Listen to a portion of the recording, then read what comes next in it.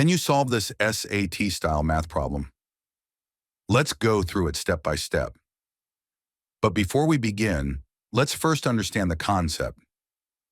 In math, a function takes an input, does something to it, and gives us an output. For example, if you're given the function x plus 3, let's try using some inputs to test the outputs. If x equals 1, replace x with 1. 1 plus 3 is 4. Our output is 4. If x equals 2, replace x with 2. 2 plus 3 is 5. Our output is 5.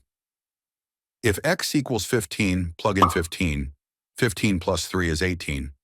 The output is 18. And if x equals 100, then 100 plus 3 is 103. So the output is 103. Now, functions are often written using the symbol f of x. This simply means a function of x. So when you see something like f of 2, it means replace every x in the function with 2. Today's question says, what is the value of f of x when x is negative 3? The function is x squared minus 5 times x plus 6.